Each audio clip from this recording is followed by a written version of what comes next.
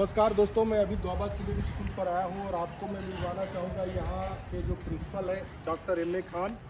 और बड़ी बात आपको बताऊँ कि इस कॉलेज को अभी जो है मान्यता मिला है सीबीएसई बोर्ड से।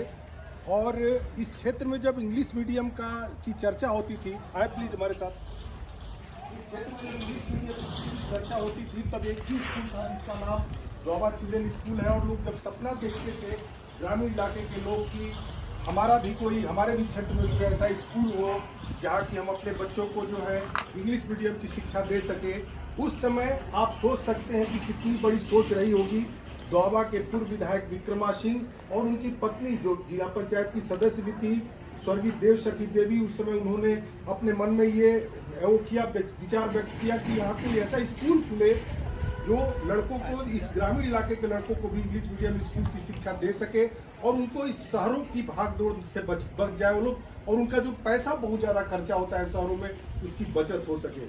और कुछ इसी तरह की अवधारणा के साथ उन्होंने दोआबा चिल्ड्रन स्कूल की नींव रखा जो पहले रानीगंज बाजार में चलता था। अब उसी का यह बड़ा रूप आप देख रहे हैं, ये बिल्डिंग देख रहे हैं जो कि यहाँ जो है सीबीएसई बोर्ड का भी मान्यता मिला है। 10+2 यहाँ 12वीं तक के बच्चे इंग्लिश मीडियम की शिक्षा ग्रहण करेंगे। और सबसे अच्छी बात यह है कि अब इस क्षेत्र के लोगों को इंग्लिश मीडियम की शिक्षा के लिए इधर उधर भागने की जरूरत नहीं पड़ेगी। और खास बात यह है कि इस स्कूल का पहले अगर हिस्ट्री पर थोड़ी सी मैं अगर चर्चा करूं तो इसके पहले इस स्कूल में पढ़े हुए बहुत से बच्चे मल्टीनेशनल कंपनी में नौकरी करते हैं, बड़े सरकारी संस्थानों में बड़े अधिकारियों के पद पर है, कोई लेफ्टिनेंट है, कोई इंजीनियर है, कोई डॉक्टर है। खुद मेरा ही एक लड़का डॉक्टर है गाजीपुर मेडिकल कॉलेज अस्पताल में जो कि इसी स्कूल से पढ़ा हुआ है। तो मैं आप लोगों का स्वागत करना चाहूँगा। आप बताइए, डॉक्टर एम.ए. खान है यहाँ के प्रिंसिपल है, बधाई हो सर आपको इसके लिए कि आप लोगों ने यहाँ पर इस तरह से सीबीएसई बोर्ड की मान्यता आपको मिली है। इस स्कूल के बारे में आप थोड़ा सा अपने बताइए कि आपका अभी क्या चल रहा है, क्या क्या फैसिलिटी आप देने वाले हैं यहाँ के क्षेत्र के बच्चों को। धन्यवाद शर्मा जी। ये दोआबा चिल्ड्रन स्कूल बुनिया छपरा किसी परिचय का मोहताज नहीं है और न ही इसके बारे में बहुत कुछ बताने की आवश्यकता है। हाँ, एक लंबी संघर्ष के बाद हम लोगों ने पिछले 19/11/2025 को सीबीएसई की मान्यता प्राप्त की। कक्षा 12 तक के लिए 10+2 की मान्यता हमें स्वीकृत हुई है। इसके लिए हम पूरे क्षेत्र के जो भी अभिभावकगण हैं उनका हम धन्यवाद ज्ञापन करते हैं, उनका बधाई देते हैं कि आपके आशीर्वाद से और आप लोगों के आशीष से ये विद्यालय को मान्यता प्राप्त हुई। ये विद्यालय पिछले 25 वर्षों से संचालित हो रहा है।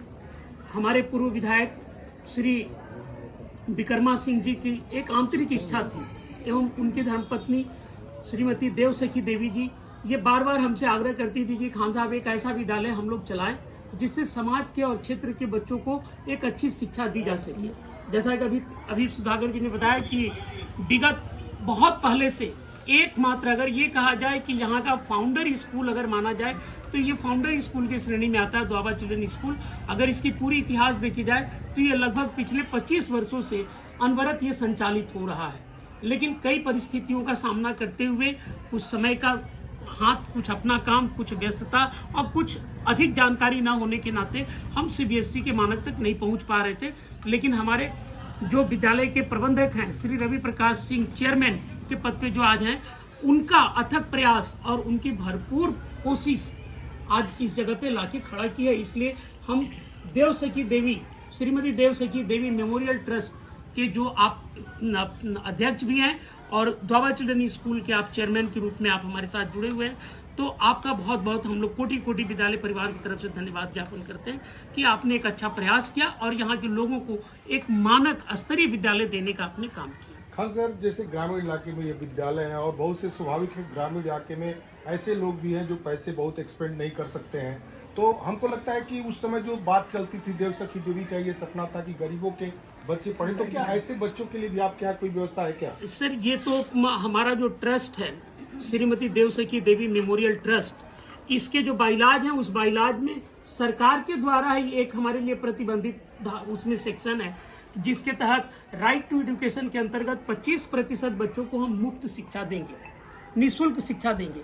उसके बावजूद जो हमारा ट्रस्ट का जो अपना बाइलाज है उस बाइलाज में हमारे प्रबंधक महोदय के द्वारा यह स्पष्ट रूप से ये बताया गया कि गरीब बच्चे पैसे के अभाव में अगर विद्यालय में आते हैं तो वो बच्चे विद्यालय से वापस न जाएं। कई जगह ये होता है कि एक्स्ट्रा क्लासेस चला के जो कमजोर बच्चे होते हैं पढ़ने में, क्या आप क्या इस तरह की? सर मेरे यहाँ पिछले 1.5 साल से एक्स्ट्रा क्लासेस हम लोग चला रहे हैं, प्लस उसके साथ स्पेशल क्लास भी हम लोग चलाते हैं।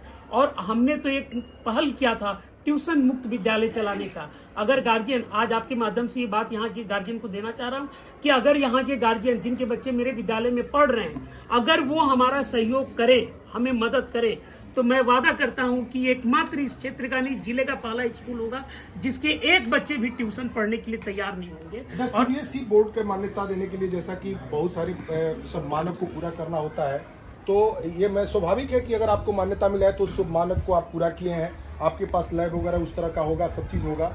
तो मैं ये आपसे जानना चाहता हूँ कि क्या अब यहाँ के लोगों को इस बात के लिए संतोष व्यक्त करना चाहिए कि अब हमको कहीं किसी भी तरह के इस तरह से एजुकेशन के लिए, एक अच्छी शिक्षा के लिए बाहर जाने की जरूरत नहीं पड़ेगी? बेशक सर, अब यहाँ के लोगों को यहाँ से कहीं अगल बगल जाने की जरूरत नहीं पड़ेगी, बाहर तो बहुत दूर की बात हो गई। और पूरे सीबीएसई के जो करिकुलम है, जो उसके मानक हैं, जो उनके सिस्टम है, उसको फुलफिल करने के बाद ही सीबीएसई आपको मान्यता की सर्टिफिकेट देती है, और वो हमने प्राप्त किया है। और हमारा जो अगला जो कदम होगा, हम यहाँ पे रोबोटिक लैब की स्थापना करेंगे, हम उच्च शिक्षा के लिए कुछ काम करेंगे, मेडिकल कॉलेज चलाने की बात हो रही है, हॉस्पिटल का भी सर्वे हुआ है, उसके इंजीनियर आए थे, हॉस्पिटल की जमीन उनको दे दी गई, वहाँ हॉस्पिटल का निर्माण करेंगे। ये हमारे चेयरमैन सर का एक सपना है, जो अपनी माता श्रीमती देव सखी के नाम पर वो इस क्षेत्र के लिए काम करना चाहते हैं। तो जैसा कि आपने सुना, इस तरह से किस तरह से प्रयास किया जा रहा है इस क्षेत्र में, और ये बहुत सुखद अनुभूति हो रही है सुन करके कि कम से कम ग्रामीण इलाके में, मैं कह सकता हूँ उत्तर प्रदेश का आखिरी छोर है, और ग्रामीण इलाके में इस तरह की सोच के साथ कोई काम कर रहा है, कोई आगे बढ़ रहा है, तो हम सब लोगों को उनकी हौसला बढ़ाने की जरूरत है। इन्हीं शब्दों के साथ मैं आप लोगों को बहुत बहुत धन्यवाद, नमस्कार।